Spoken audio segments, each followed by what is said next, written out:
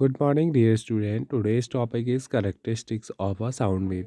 एक sound wave की क्या क्या characteristics होते हैं? We can describe a sound wave by its frequency, amplitude and speed. हम साउंड वेव को उसकी frequency, amplitude और speed से identify या फिर describe कर सकते हैं. A sound wave is graphic from is shown in figure 12.8c. 12.8c में आपको साउंड वेव का क्या दिखाया गया है,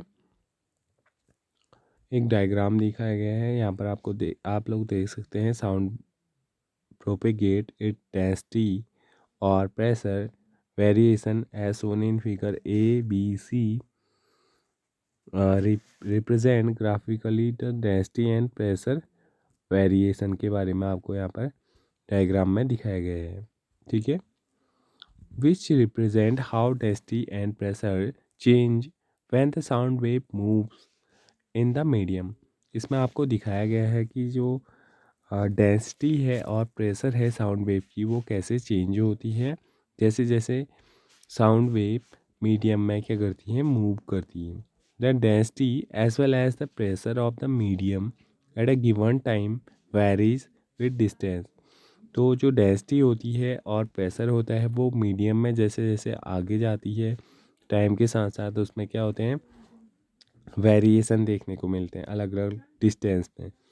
अब and below the average value of the density and pressure figure 12.8a and figure 12.8b represent the density and pressure variation respectively as a sound wave propagate in a medium. तो figure 12.8 और 12.8 B में दोनों में आपको क्या दिखाया गया है, डेंसिटी और प्रेशर का वेरिएशन दिखाया गया है जैसे जैसे साउंड वेव प्रोपेगेट करती है एक मीडियम के अंदर. Compression are the region where particle are crowded together and represented by the upper portion of the curve in figure 12.8c. Compression वो रीजन होता है जहाँ पर क्या होते हैं, पार्टिकल्स एक साथ कलेक्ट होते हैं और ये वेव के अंदर हमें वो पोर्शन दिखाई देता है जहाँ पर क्या होते हैं, अपर वाला पोर्शन होते हैं. यानी कि ये जो पोर्शन है अपर साइड के, ये कौन से रीजन होते हैं, साउंड वेव के कंप्रेशन वाले रीजन होते हैं. The peak represent the region of maximum compression. तो हमेशा जो पीक होता है वहाँ पर क्या रहता है, मैक्सिमम कंप्रेशन रहता है. Thus compression are regions where density as well as pressure is high.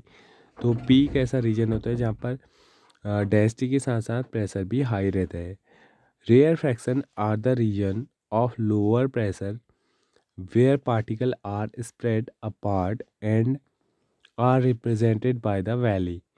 तो जो वैली वाला पार्ट होता है जहाँ पर झुकाव हमें दिखाई देता है वो वाला जो रीजन होता है वहाँ पर क्या रहता है, वहाँ पर रियर फ्रैक्शन रहते हैं जहाँ पर प्रेशर और डेंसिटी क्या रहती है, कम रहती है क्योंकि पार्टिकल्स क्या रहते हैं एक दूसरे से काफ़ी दूर रहते हैं. This is the lower portion of the curve in figure 12.8c. A peak is called the crest and the valley is called the trough of the wave. तो जो पीक होता है उसे क्रेस्ट बोला जाता है और जो वैली होती है उसे ट्रफ बोला जाता है. The distance between the two consecutive compression सी और two consecutive rarefaction is called the wavelength.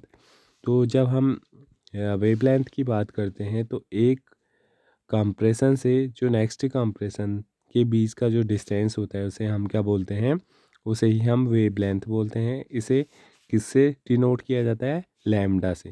तो यहाँ पर आपको जो उल्टा वाई दिखाई दे रहा है किस चीज़ का सिंबल है, ये लैम्डा है. और लैम्डा किस किस चीज़ को डिनोट करता है, लैम्डा आपका डिनोट करता है वेवलेंथ को. The wavelength is usually represented by Greek letter lambda.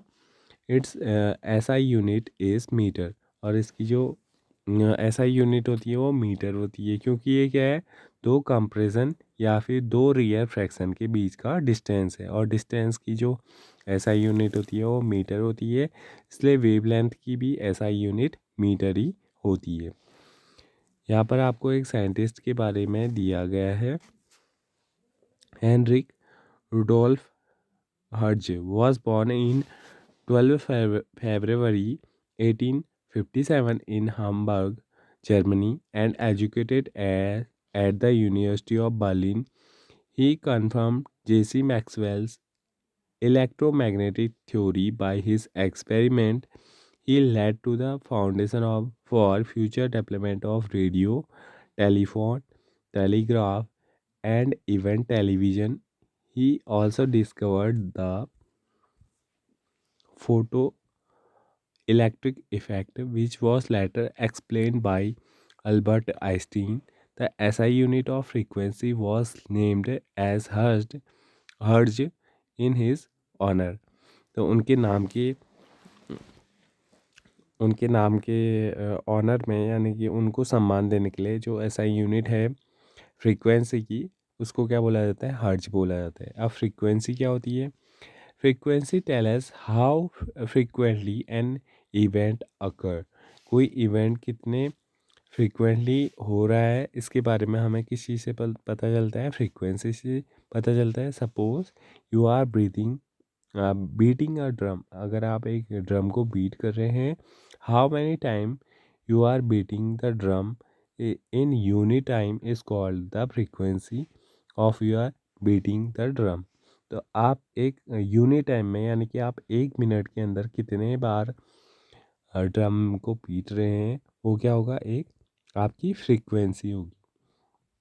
We know that when sound is propagated through a medium, the density of the medium oscillate between a maximum value and a minimum value. The change in the density from the maximum value to the minimum value, then again to maximum value, makes one complete oscillation. The number of such oscillation per unit time is the frequency of the sound wave. तो एक unit time के अंदर जो oscillation है किसी भी sound wave का, वो उसकी क्या कहलाती है? फ्रीक्वेंसी कहलाती है। ठीक है, यहाँ पर अगर हम डायग्राम से समझने की कोशिश करें, तो यहाँ से एक कंप्रेशन स्टार्ट हो रहा है और यहाँ पर क्या हो रहा है? एक कंप्रेशन कंप्लीट हो रहा है, क्योंकि यहाँ से अगर हम यहाँ तक की बात करें, ये क्या है? ये एक कंप्लीट कंप्रेशन है। यहाँ से स्टार्ट हुआ, डाउन में गया, फिर ऊपर आया। अगर हम इसको मिलाएं तो क्या बनेगा? एक कंप्लीट ऑसिलेशन बनेगा। और इसी ऑसिलेशन को किसी यूनिट टाइम के अंदर कि कितने ऑसिलेशन किसी साउंड वेव में हो रहे हैं, इसी को हम क्या बोलते हैं? उसकी फ्रीक्वेंसी बोलते हैं। If we can count the number of compression or rear fraction that cross us per unit time, we will get the frequency of the sound wave. यहाँ पर यही बताया गया है, अगर हम कितने कंप्रेशन टोटली हुए हैं कंप्लीट, या फिर कितने रेयर फ्रैक्शन हुए हैं किसी यूनिट टाइम के अंदर, अगर हम इसको काउंट कर सकें तो हम बता सकते हैं कि उस साउंड की कितनी फ्रीक्वेंसी है। It is usually represented by Greek letter nu, और इसको किससे रिप्रेजेंट किया जाता है? वी का जैसा ही, एक स्मॉल वी का जैसा, लेकिन थोड़ा सा मुड़ा हुआ है ऐसे। इसको क्या बोला जाता है? न्यू बोला जाता है इसे। It SI unit is hertz, और इसकी एसआई यूनिट की क्या होती है? हर्ट्ज होती है। अभी हमने पढ़ा था कि एक साइंटिस्ट के ऑनर में इसको दिया गया था, और वो साइंटिस्ट कौन थे? Heinrich Rudolf Hertz. ठीक है, इसका हर्ट्ज का सिंबल क्या होता है? HZ होता है। ठीक है, the time taken by two constructive compression और rarefaction to cross a fix point is called the time period of the wave. तो एक कंप्लीट ऑसिलेशन जब किसी पॉइंट को क्रॉस करते हैं, तो वो क्या बताता है? वो बताता है टाइम पीरियड ऑफ वेव, यानी कि वेव कितने टाइम पीरियड में कितने टाइम पीरियड का यूज़ करके एक ऑसिलेशन को कंप्लीट कर रही है। In other word we can say that the time taken for complete one oscillation is called the time period of the sound wave. It represent by the symbol T. तो एक fix point की में कितने oscillation complete हो रहे हैं, इसको हम क्या बोलते हैं, साउंड वेव की टाइम पीरियड बोलते हैं, और इसे सिंपली कैपिटल टी से डिनोट किया जाता है।